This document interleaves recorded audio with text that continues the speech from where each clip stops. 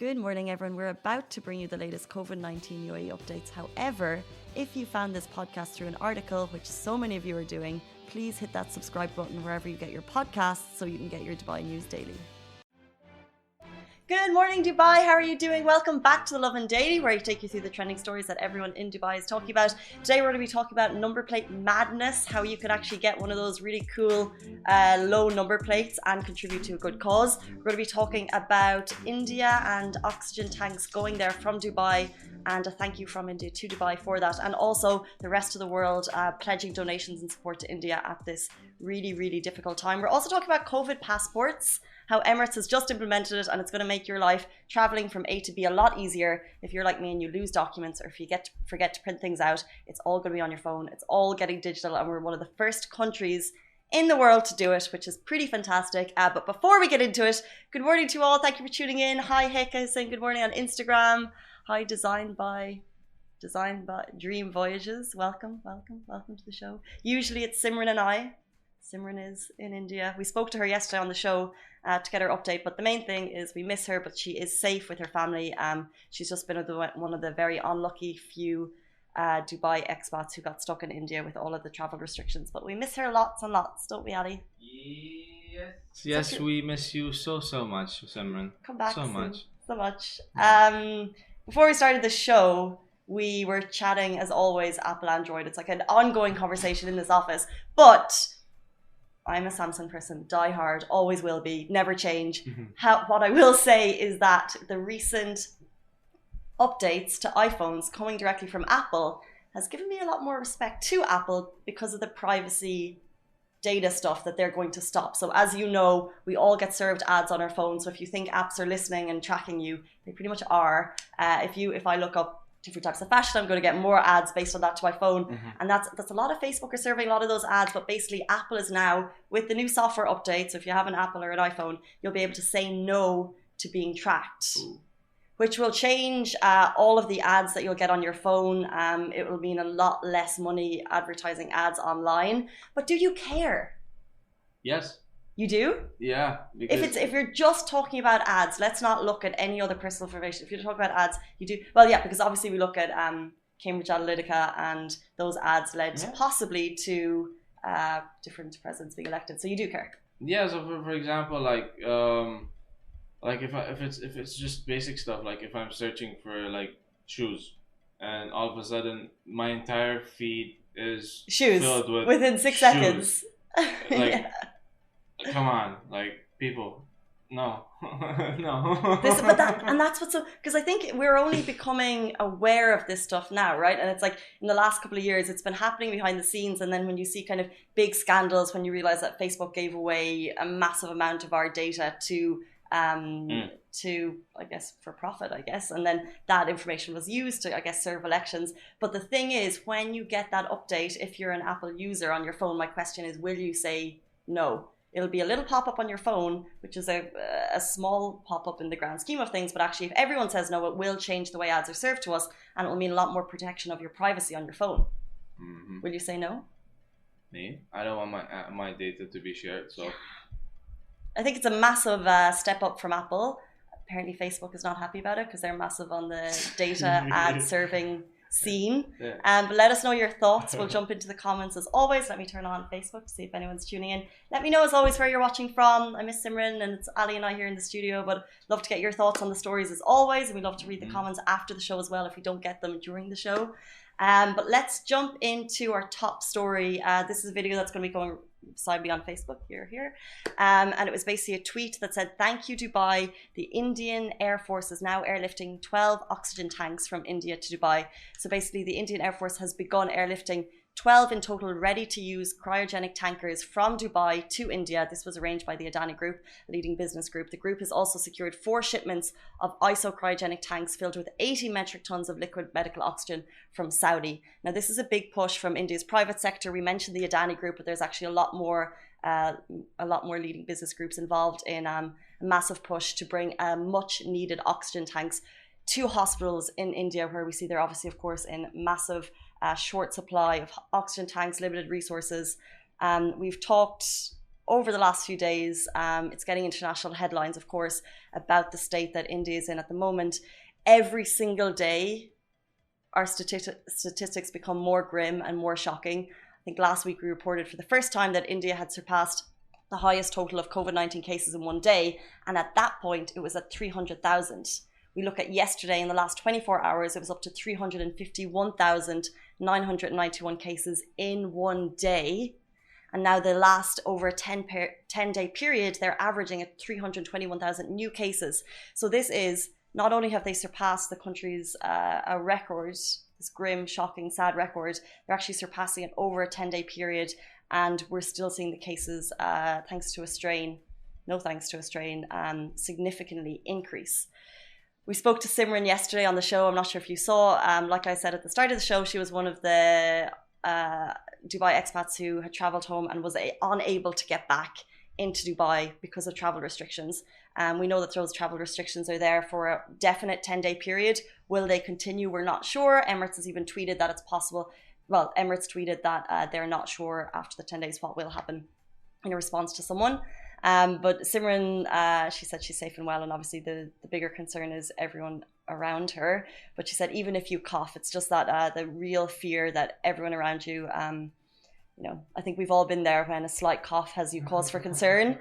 But I think one of the main updates that I saw this morning was if you have cause for concern, there's hospital beds with very, very short supply. So unless you really need them, you shouldn't be going to hospitals, of course. That's what she was saying. But like I said, there was a thank you Dubai, because we are one of the countries, but there are a lot of countries pitching in on this. The New York Times even actually called out Dubai and Saudi this morning for the fact that we're getting oxygen tanks over there. They also said the USA is helping, and there's a lot of cash going over. However, they said despite the fact that there are countries, companies and powerful members from all over the diaspora pledging to pitch in, it is unlikely to stop the unfolding catastrophe in India. And that's direct from the New York Times. And I think it's just a very scary, powerful statement. Everyone is doing all they can. It's fantastic to see Dubai and the UAE leading the way with oxygen support, which is sorely needed in the hospitals.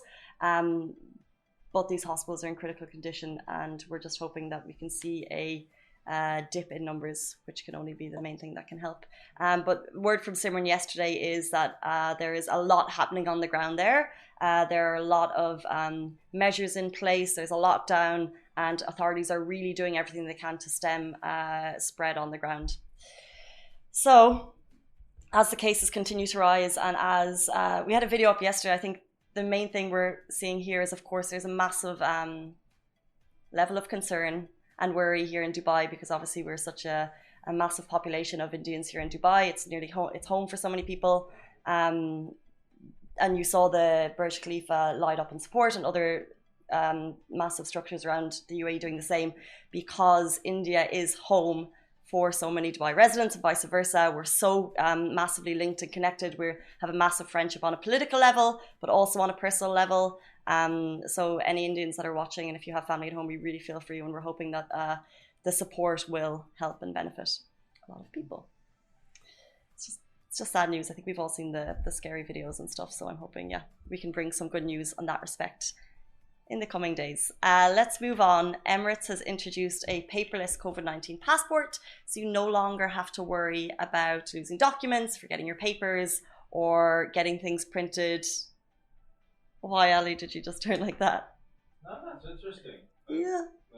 That's nice. Like, that's more convenient for, just holding papers, and how hectic it is trying to get to your flight.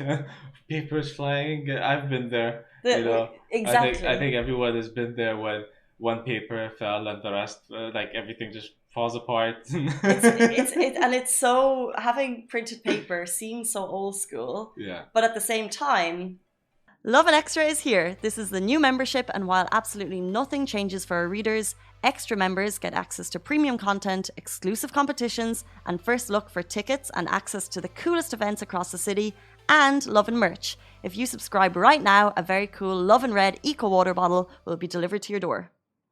All of this, and I know we've had the pandemic for a year, but getting our vaccinations is all new, and we're expecting kind of like I guess transport to suddenly jump to the fact that it should be on an app. It makes sense that it's on an app, but the DHA and Emirates have to push to make sure that this can all be digitalized, and they've done it quite quickly. We're one of the first countries in the world to do it, to make sure that it's all digital. But of course, like countries, it takes a little while to make sure that everything is perfect. They can't just like throw an app up there and be like, go use it, it's going to work perfectly.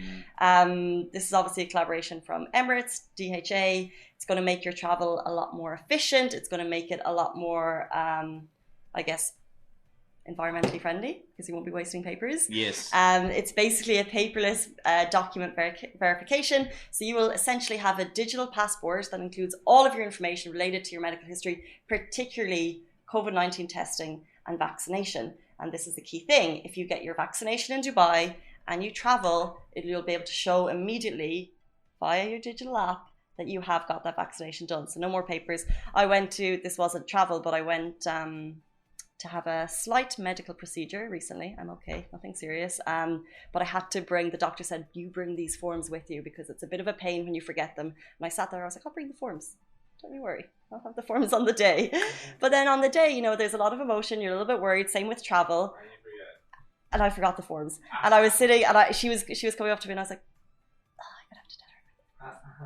and it's only an extra 5-10 minutes, but it's so easy to forget them when you have so much other things going on, particularly if you're traveling with kids or traveling, especially at the moment. A lot of people aren't traveling for pleasure, you're traveling for essential needs. So if you are traveling, so having everything on an app is fantastic. We're so lucky that Dubai is one of the first countries to do it. As always, well done, Dubai. So basically, if you have a PCR test taken in Dubai or a vaccination in Dubai, if you've taken them in other countries, I don't think they're going to log on the app. So check that out before you start using that. Well done, Emirates. And we will move on. We're talking about number plates. We're talking about the 100 million meals campaign, which has already been smashed, by the way. It was smashed in 10 days, but that doesn't mean that we can strive to do better. If we are in Dubai, we always level up.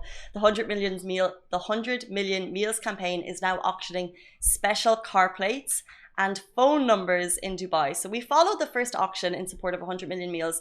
That was a massive success. This was an art auction. They managed to raise over 36 million in one night to provide food parcels to disadvantaged individuals and families across 30 countries.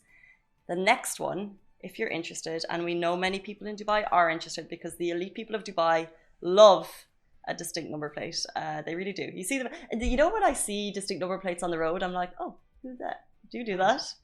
If you ever see like a low number, you just like have an extra look. Is that? I think is that a Dubai? I think it became normal to me. It's normal. Still. After a while, like in Bahrain, like back home when I was like still back home, I used to be like, wow, 3 numbers, 2 numbers. And so it's a Bahraini thing. It's a region thing. It's a region thing. If you have low numbers and very few numbers, it's like wow. You're something. You're either a sheikh or you have a lot of money. That's what I'm always like. What if it's 1? What if it's His Highness? And then take a sneaky peek. Yeah, it's probably like in Bahrain. I think you need to have a sort of a royal decree to own that like 3-digit number. Oh really? Yes. So it's I think in Dubai it's not as strict. I think obviously like the tens, then you're. But if it goes over 100, I have no idea. Tell me. Who knows? But if you are interested, let's say, for example, if you didn't know that it was possible to buy these, they're actually going to be on sale. Number plates and phone numbers. You can bid on the special car license plates and phone numbers at the Hilton Dubai Al Habtoor City. That's happening on May 1. The auction is organised by Mohammed bin Rashid Al Maktoum Global Initiatives, along with Dubai Roads and Transport Authority, the RTA, of course, Etisalat and Emirates Auction. Now, know that if you buy something, it's going to the 100 million meals campaign. And as you know, 1 dirham equals 1 meal. So if you want to donate now and you have 10 dirham to donate, you can do it on 100millionmeals.ae. And if you do 10 meals, 10 dirham, 50 meals, 50 dirham, 100 meals, and so on and so forth. But if you have a lot of money to donate and you want to get your hands on those extravagant number plates, I'd recommend going to it. My only question is, and this has happened before, there was when, I think it was about 4 years ago, a millionaire, probably a billionaire, spent a lot of money on a fancy phone number. And the thing is, when you spend a lot of money on a fancy phone number, and if that phone number gets printed, you can't use it because people will keep calling it. So, and you can see the phone numbers that, like, we have the most notable numbers. The phone numbers for sale are, they've been printed, so I may as well read one of them just so you get an idea. 056. 056 is old school, right? I have 056 999 9999. Sound like I said German. 9999. You could also get 056 555 5556. So these are all up for grabs. I don't think we're immature enough that we would be calling them, but you never know. You'd be surprised the amount of people that would just are bored and they would call. I think it would depend. Don't call them after I've said it is not allowed, by the way. You'll get in trouble. Of course, because you're prank calling someone. Disturbing and prank calling someone. Yes. However, let's move on to single digit car number plates. If you want to get your hands on one, AA9 are up for bidding, as well as U31, T38 and E51. So these are really nice small number plates. It's just interesting because it's something I never grew up with. But number plates in different countries are all different. In Ireland, we had the year of the car was always on display, and I don't think in the UK they had this. So therefore, if you had the most recent year, you obviously have like the newest, the latest, and more expensive car. Yeah. So people can act bougie.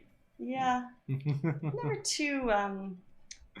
Never worried too much about those things, but obviously people who are more in cars, then it's more of a big thing. There I am spending money on makeup, and we all have the things that we enjoy. Yeah. Car number plates. Is it something that you would like? Do you care? And if so, which one would you have your eye on? Firstly, if I was going to it, if I had the money and it's going towards 100 million meals, which is a fantastic cause. So in this case, it is a fantastic cause. So if you're going to donate, you may as well donate here. I would go for maybe something that meant something. So like year of birth, or maybe a special number that or your lucky number. Yeah. I would go with number 7. Why is that? I'm like 7 is like, I was born in the 7th month, which is July, and the 17th, and my favorite number is 7, but I was born in 1996. So the 1996 is the only fight that ruins the 7. Are you close to it? Well, you're close enough. If it's your lucky number. It kind of feels like those when they go to those like games where you just you have to get like 3 7s. Yeah. Yeah, I just got a 6 and the end one. Talk to your parents, Ali. So close. Are you a Cancer? I'm a Cancer. Someone just said Cancerian. Yay, Cancers! Even though nobody likes us because that's we're too emotional. Said, are you also? Did you say what? Did you say no one likes you? Yeah, because we're too emotional. Apparently. No, I'm not emotional.